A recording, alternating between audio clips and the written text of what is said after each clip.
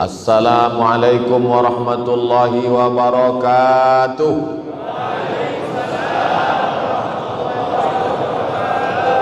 Alhamdulillahi wa kafa, wassalatu wassalamu ala al-habibil mujtaba wa ala alihi wa ashabihi ahli as-sidqi wal wafa. Subhanaka la ilma lana illa ma 'allamtana innaka antal alimul hakim. Rabbi shrah li sadri wa yassir li amri wahlul 'uqdatam min lisani yafqahu qawli. Yang berbahagia Puan Hajah Maryam binti Haji Abdul Aziz, pengiran-pengiran, pehin-pehin, datuk-datuk, datin-datin, muslimin muslimat, insyaallah kita semua dimuliakan Allah Subhanahu wa taala.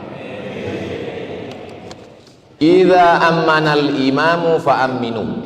Kalau imam mengucapkan amin, maka ikutlah kamu wahai makmum mengucapkan amin. Ghairil maghdubi alaihim waladdallin.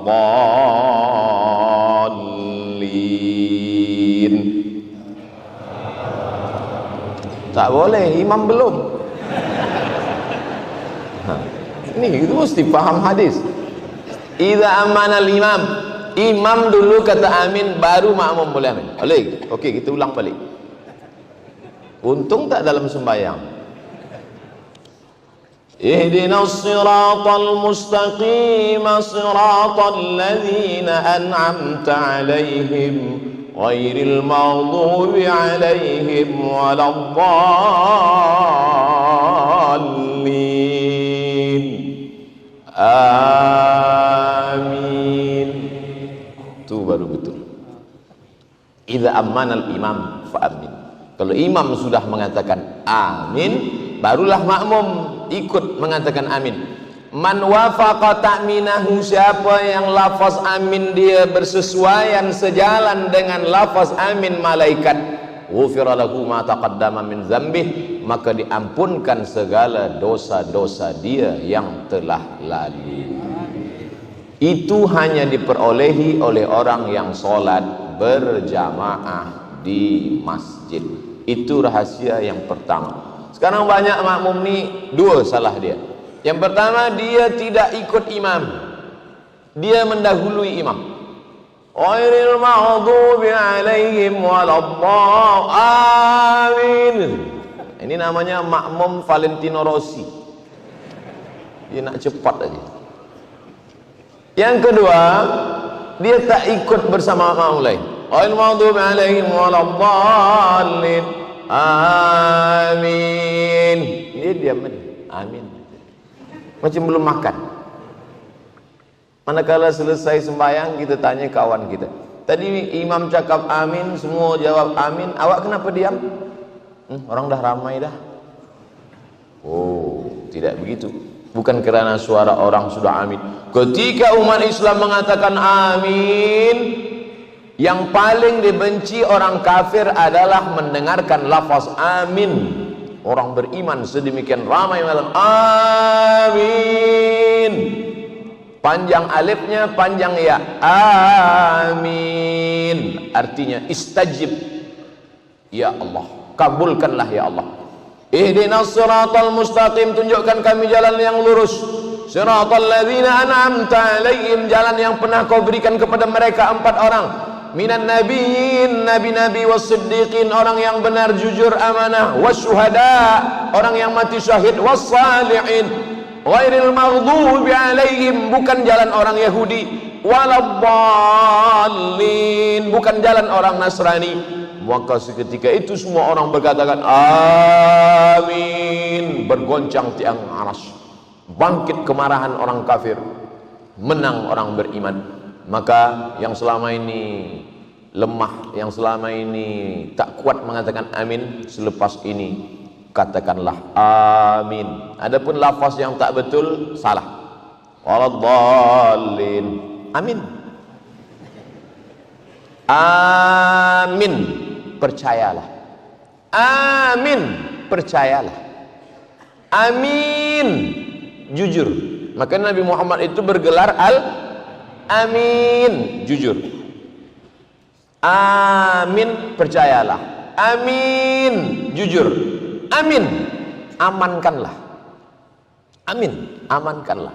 Yang betul yang keempat, amin.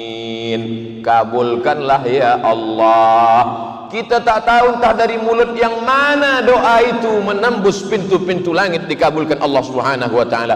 Mungkin mulut kita tak dikabulkan Allah sebab banyak makan riba, sebab banyak caci maki, hamun, sumpah serapah, sebab banyak ghibah, menceritakan aib orang lain.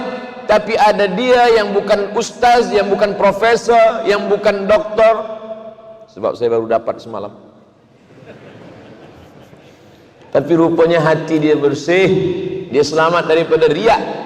Hati dia bersih, tak ada hasad, tak ada dendam, tak ada takbur. Dia manusia biasa, dia tidak popular, dia tak ada akaun di youtube.com, dia tak ada follower di Instagram, tapi hati dia tulus ikhlas.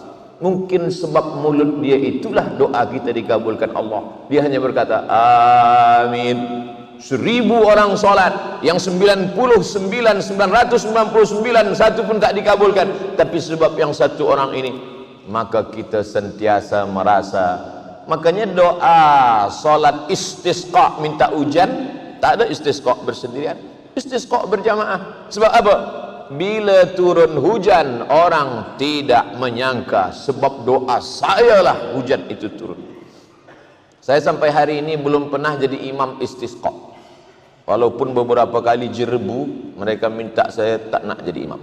Sebab saya takut bila hujan tak turun, makmum salahkan imam.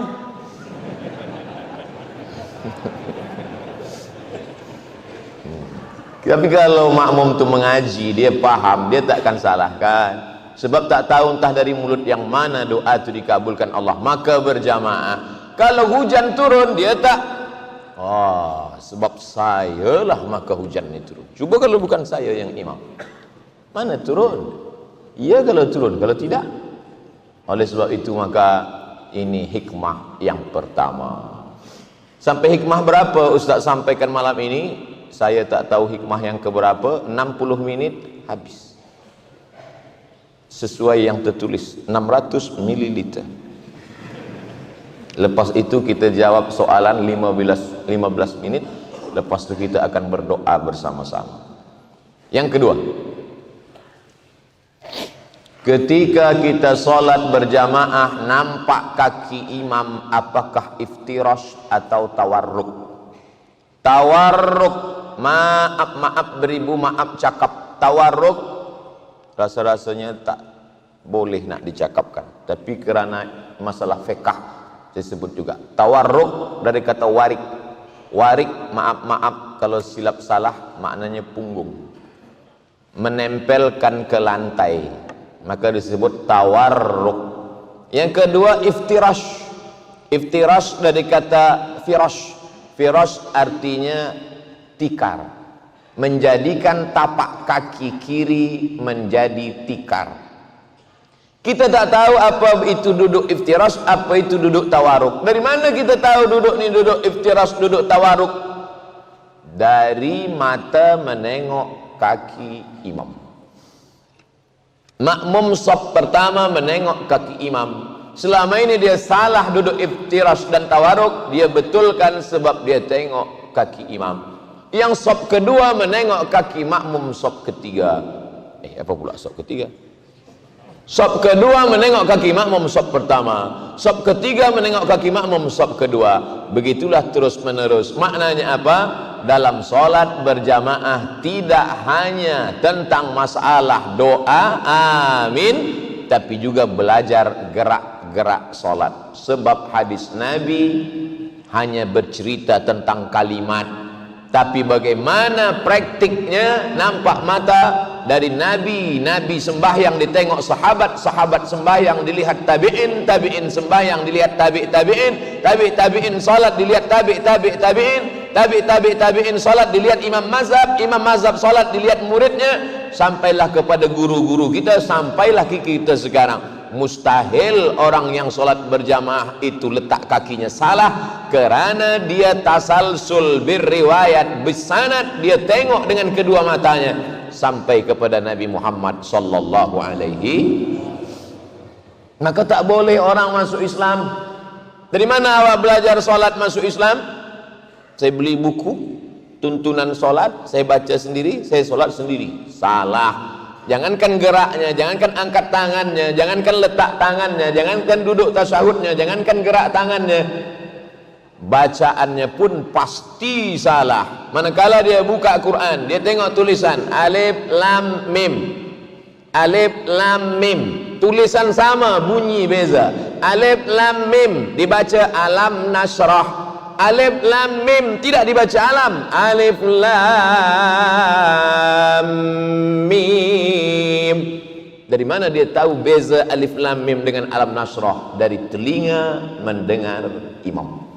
Oleh sebab itu mendengar bacaan imam, alhamdulillahi rabbil alamin, ha, ra, a.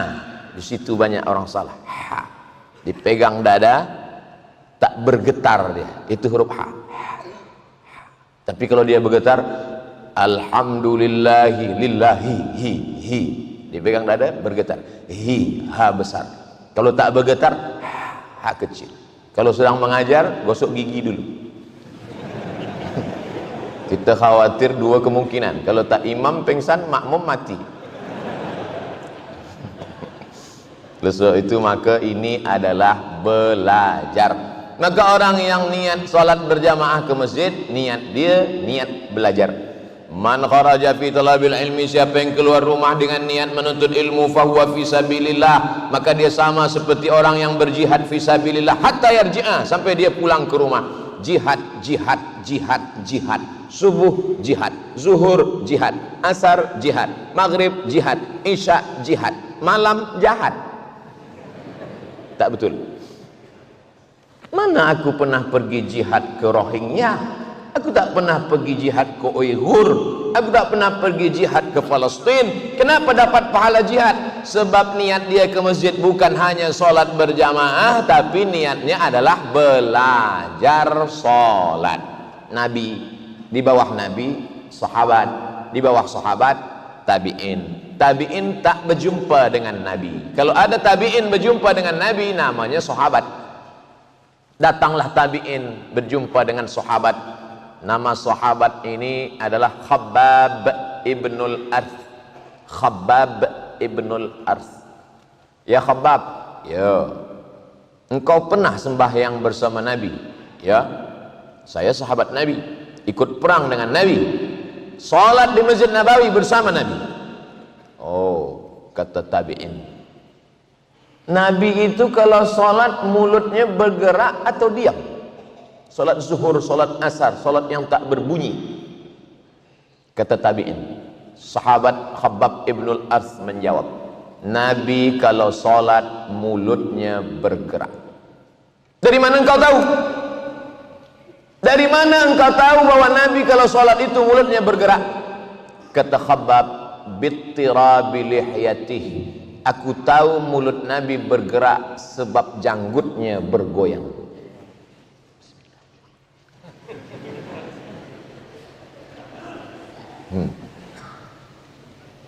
Sebab tidak mungkin janggut bergoyang kecuali ada angin kencang. Tapi rasa-rasanya di Masjid Amirah Hajah Maryam tak mungkin janggut bergoyang sebab tak ada kipas angin.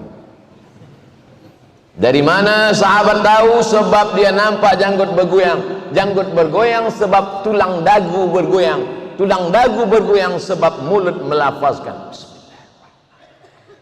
Alhamdulillah. Sekarang banyak orang solat mulutnya diam. Bukan mulut diam, mata menengok lampu pula. Cantiknya. Salah satu yang menjaga kekhusyukan hati adalah dengan melafazkan.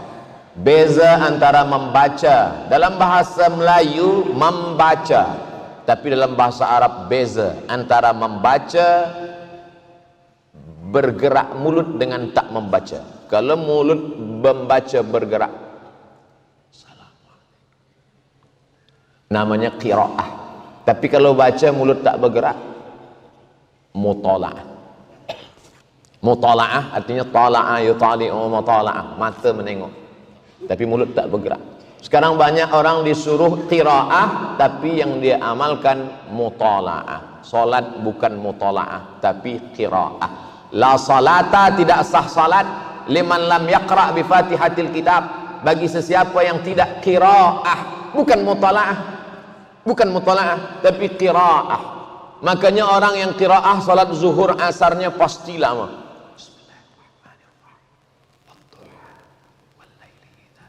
Tapi janganlah dengar macam itu pula. Tapi jangan pula sampai pakai lagu macam qari. Bismillahirrahmanirrahim. Biasa, jangan terlampau cepat, jangan terlampau. Sebab bila kita baca di mulut pasti satu nafas satu ayat. Tapi kalau tak dibaca di mulut, satu nafas satu Fatihah. Satu nafas tiga. Satu nafas tu boleh isinya tiga. Iftitah, Fatihah, ayat. Itu namanya Johan. Oleh sebab itu maka solat ini adalah niatnya untuk belajar kepada imam. Kita tengok bagaimana imam mengangkat tangan. Bagaimana imam mengangkat tangan. Allahu Akbar. Allahu Akbar hatta yuhadhi uzunaihi, sampai setentang dengan telinga. Allahu Akbar, setentang telinga.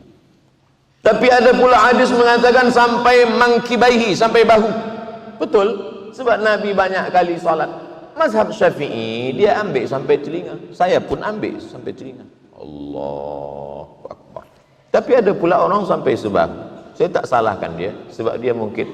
Tapi bila kita tahu masyarakat ini mazhab Syafi'i, maka kita pakailah riwayat Imam Syafi'i. Sebab kalau kita pakai riwayat lain, nanti itu akan menimbulkan fitnah. Tak boleh masuk jadi imam di masjid ini tetamu siapapun dia, walaupun jubahnya 3 lapis, walaupun sorbannya sebesar entah sebesar apa, tak boleh, kecuali imam itu yang mempersilakan dia. Ustaz Abdul Somad, sebab engkau dah dapat profesor semalam, majulah. Barulah boleh saya maju ke hadapan. Rupanya Abdul Somad yang dulu belajar mazhab Maliki di Maghribi dari tahun 2004 hingga 2006, balik 2007, maka dia bermazhab pakai Maliki Maghribi, dia pakai.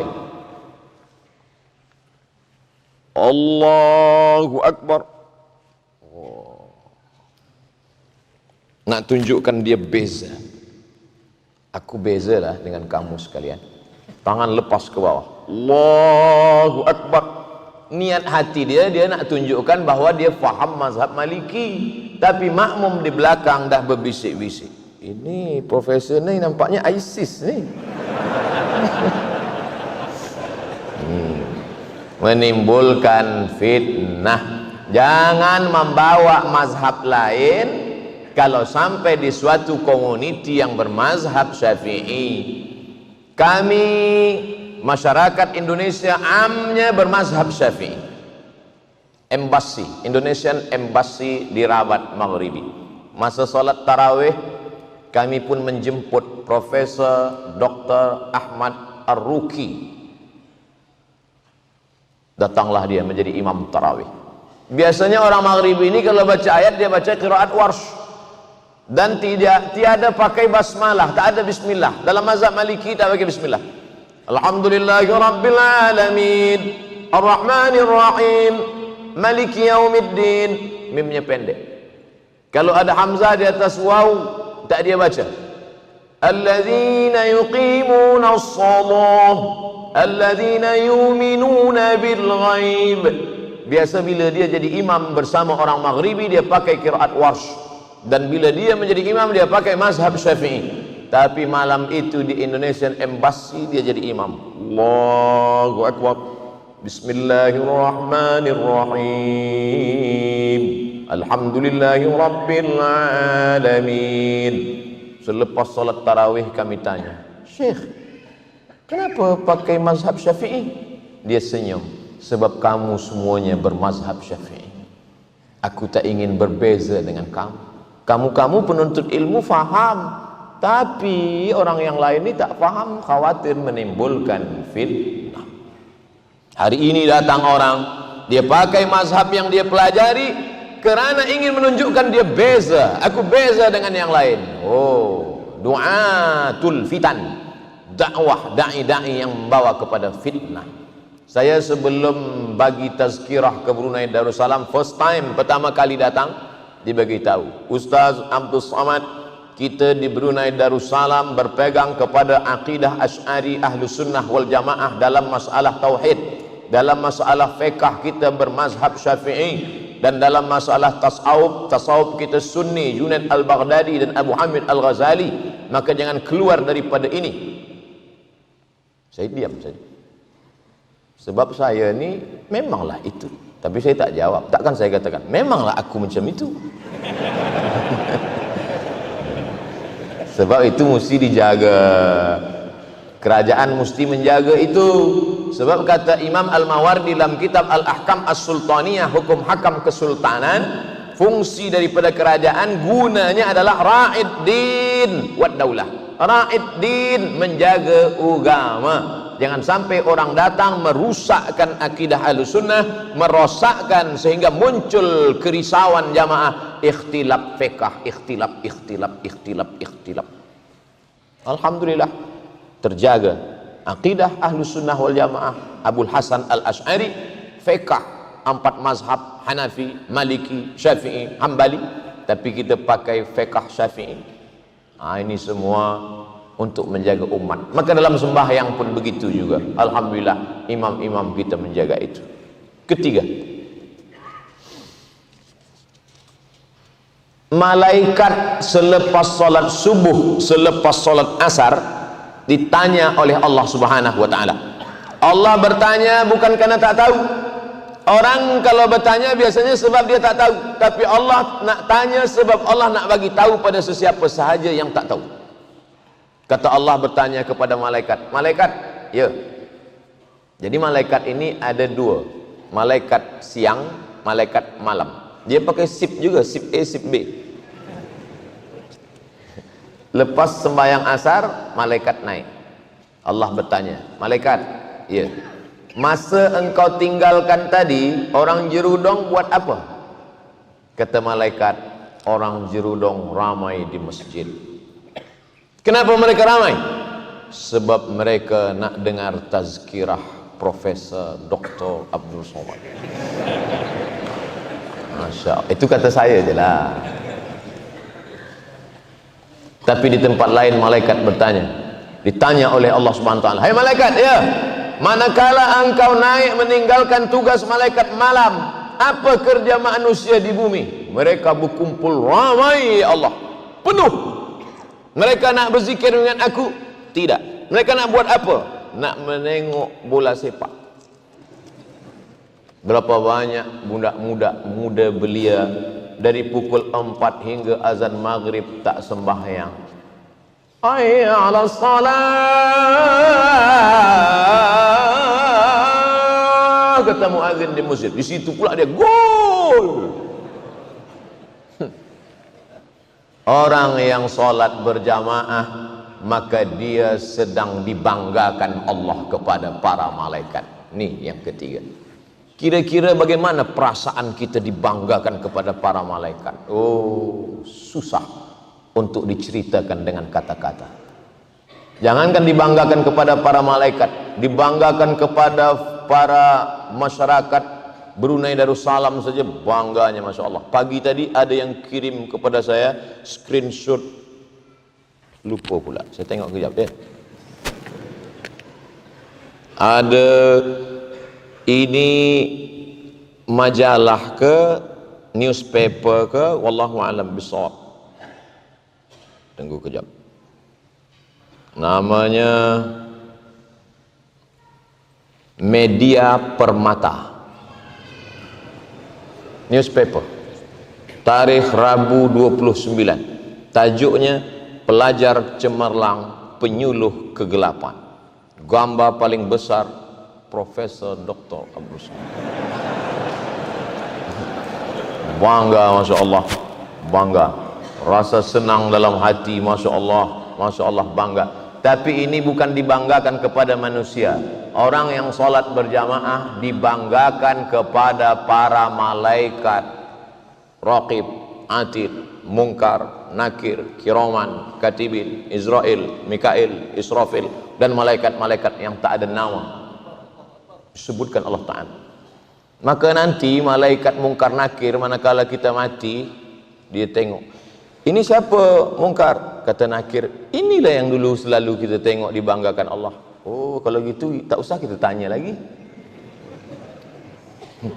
Selalu ini dibanggakan Allah SWT. Tapi bagi yang tak sembahyang ke masjid, malaikat Munkar Nakir tanya, ini siapa? Entah.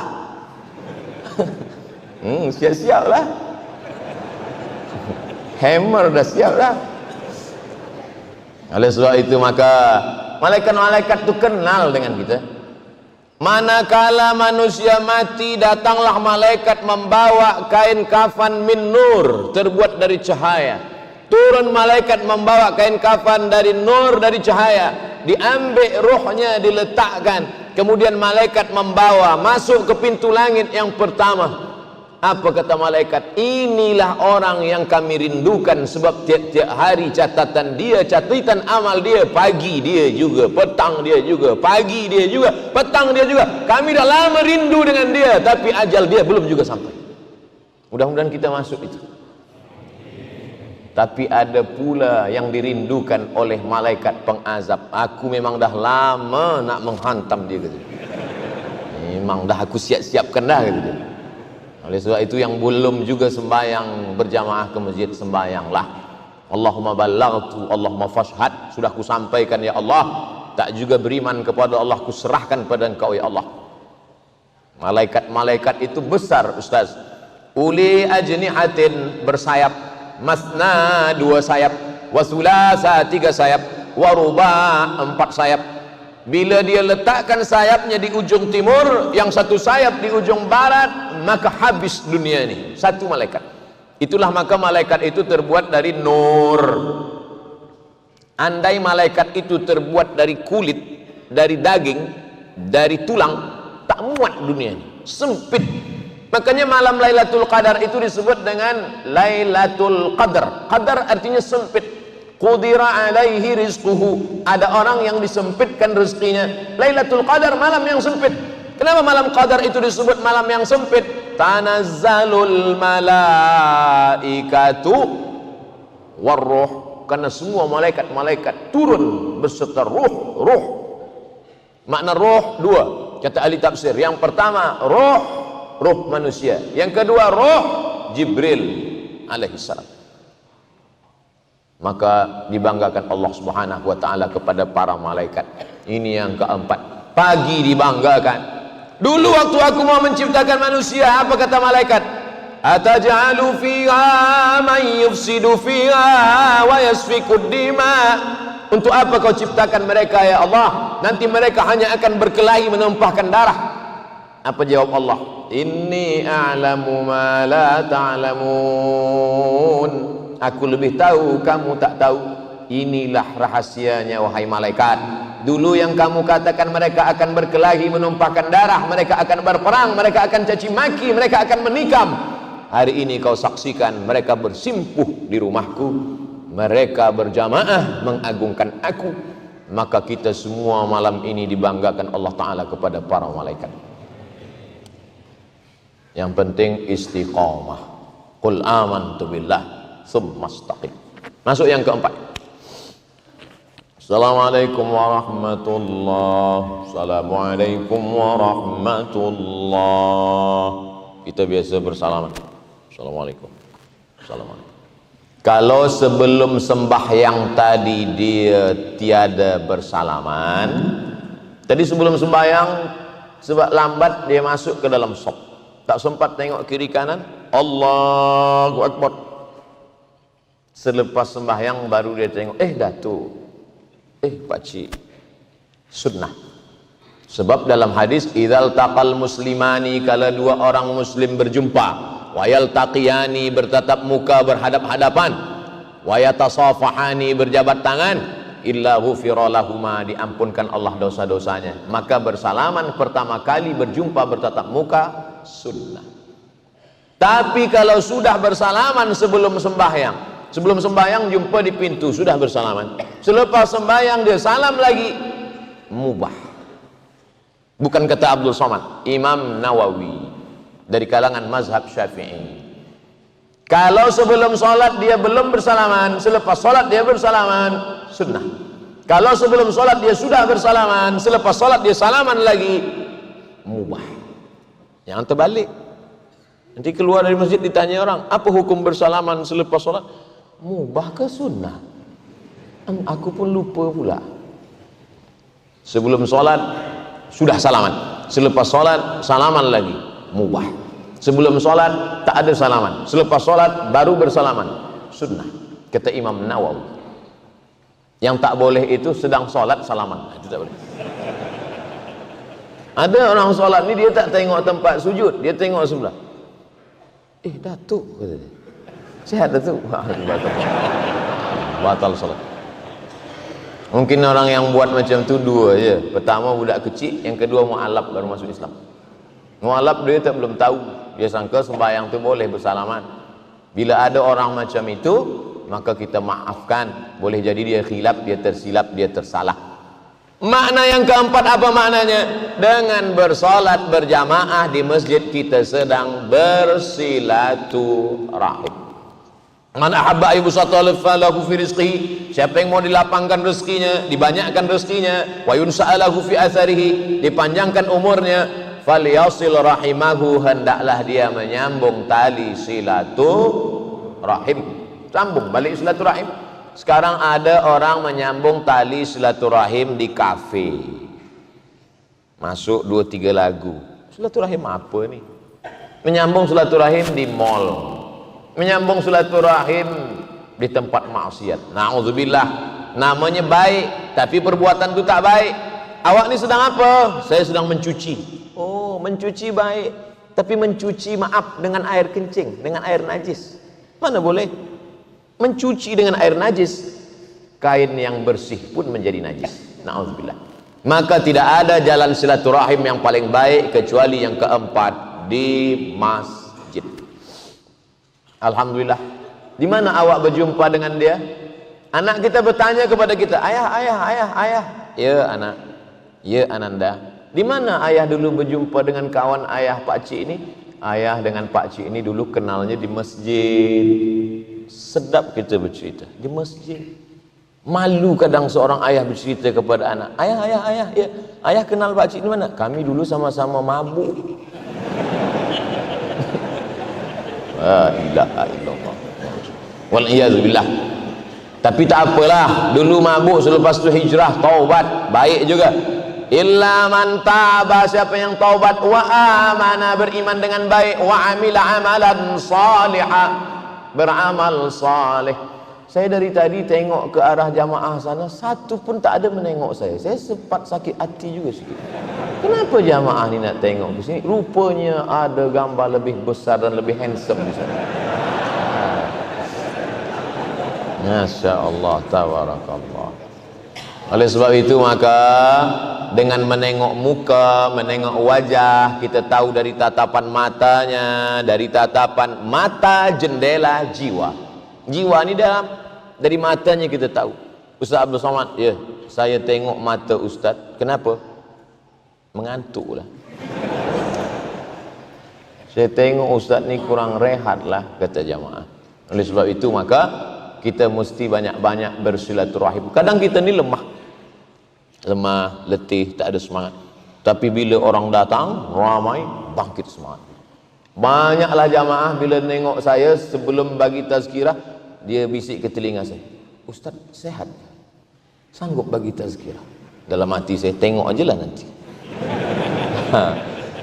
Ini bukan kuasa kita, ini bukan kekuatan kita, ini adalah kekuatan orang banyak. Yang akan aku sampaikan ini kalam Allah, firman Allah. Yang akan ku sampaikan ini sabda Rasulullah sallallahu alaihi wasallam.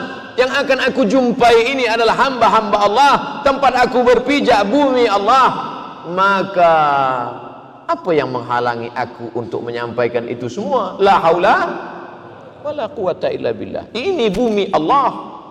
Tapi walaupun begitu kita tetap ikut aturan perundang-undangan internasional. Ini memang bumi Allah, tapi masuk tetap bawa paspor. Jangan nanti orang datang dari luar Malaysia, Indonesia, datang dari Thailand, ditanya mana paspor? Ini bumi Allah. Mana boleh? Ayo bacakan pula ayat, lillahi ma fis samawati wa ma fil ard. Langit dan bumi punya Allah. Mesti faham, kita hidup di dunia. Dunia ni ada aturan, ada perundang-undangan, ada international law, kita ikuti itu.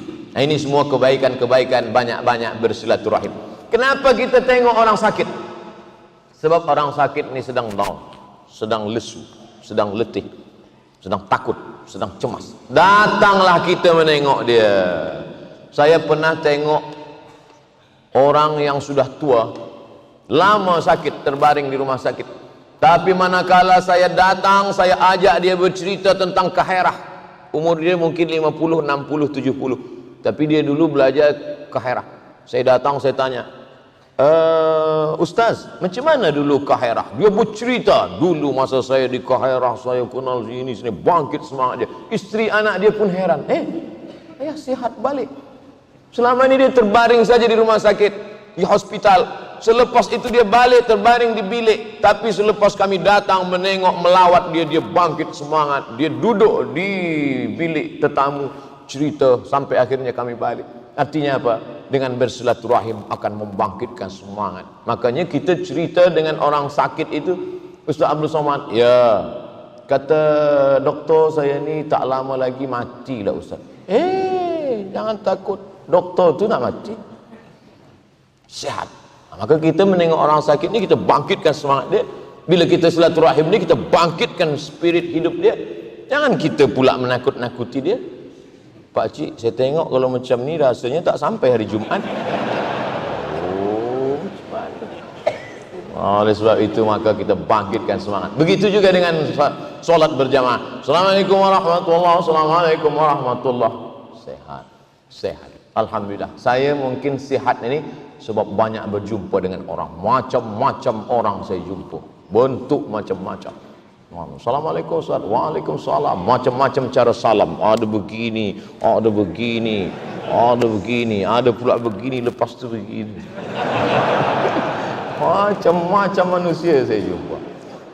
Yang penting dia doakan kita, saling mendoakan. Ustaz Abdul Somad, doakan saya ya, doakan juga saya. Doa bin doa. Kita tak tahu entah dari mulut yang mana doa ini mengguncang tiang aras, menembus pintu-pintu langit. Ustaz Abdul Somad, doakan saya. Ustaz Abdul menangis, dia meleleh air mata. Ustaz Abdul Somad, bila nanti engkau masuk ke dalam surga, kau tak tengok aku, cari aku di neraka ya. Awak kenapa yakin betul masuk neraka? Kita mesti yakin masuk surga. Semua umat Muhammad SAW pasti masuk surga. Tak perlu diaminkan, sebab bukan doa. Nabi berkata, man qala la ilaha illallah Muhammadur Rasulullah dakhalal jannah. Adapun tuan-puan yang mengaminkan tadi, dia mengaminkan ingin supaya diri dia masuk surga, terus saja masuk surga. Semua jamaah masjid Jerudong masuk ke dalam surga. Tiba-tiba dia tengok, mana kawan aku dulu? Kenapa dia tak datang? Dia pesawat dia tak direct, transit. Lama pula tu. Makanya kita minta waqina adzabannar. Maka banyak-banyak jalin silaturahim. Silaturahim melapangkan hati, silaturahim memurahkan rezeki, silaturahim memanjangkan umur. Mana boleh umur bertambah Ustaz? Idza jaa ajaluhum, kalau ajal sudah sampai, la yastakhiruna sa'atan wa la yastaqdimun. Kalau ajal sudah sampai tak boleh ditambah, tak boleh. Tapi tengok ayat lain, yamhullahu ma yasha wa yuthbit. Allah kuasa untuk menghapus, untuk menulis. Wa indahu ummul kitab. karena lauhil mahfuz punya Allah. Innama amruhu idza arada syai'an ayaqul lahu kun. Dua jawaban Syekh Muhammad Mutawalli Sya'rawi tentang umur boleh bertambah dengan silaturahim. Bolehkah silaturahim ini menambah umur? Kata Syekh Muhammad Mutawalli Sya'rawi, dua jawaban dalam kitab Al-Fatawa Al-Kubra. Yang pertama, umur boleh bertambah karena punya Allah. Yang kedua, umur tak bertambah. Yang sudah ditetapkan di Lauhul Mahfuz 50, tetap mati 50. Silaturahim pun tetap 50. Apanya yang bertambah? Barokah. Barokahnya bertambah. Kita ingin nih hidup nih barokah. Ada orang rezekinya banyak tapi tak barokah. Ada orang sikit tapi barokah. Tuan-tuan nak mana? Rezeki banyak barokah atau sikit tak barokah? Kita nak banyak barokah pula. Makanya manakala kita berdoa salamatan fid din wa afiatan fil jasad wa barakatan rizqi, umur ada barakah. Makanya kalau ada anak yang nikah kita doakan barakah, barakallahu lakuma wa baraka alaikuma wa jama'a bainakuma fi khair. Ada anak akikah kita doakan barakah, barakallahu laka fil mauhub wa syakartal wahib wa ruzqta birrahu wa balagha asyuddahu. Itu doa untuk anak akikah. Ini sekarang banyak orang akikah anak dia tak nak datang. Tuan, esok anak saya akikah datang ya. Saya tak boleh makan kambing lah. Saya ni jangankan makan kambing, baru tengok kambing dah naik kolesterol. Apa ni? Datang, jangan makan. Bacakan doa saja. Barakallahu laka fil mauhub wa syakartal wahib wa ruzqta birrahu wa balagha asyuddahu rabbana hab lana minas shalihin. Saya tak hafal doanya Pak Ustaz. Tak usah bunyikan. Baca pakai doa bahasa Melayu. Ya Allah, jadikan dia anak yang soleh, penghafal Quran. Awak doa apa tadi? Adalah rahasia saya dengan Allah lah. Sebab bila dia tahu, oh awak tak hafaz doa. Doa pakai bahasa kita sahaja. 5. Oh lama lagi. 20 minit lagi.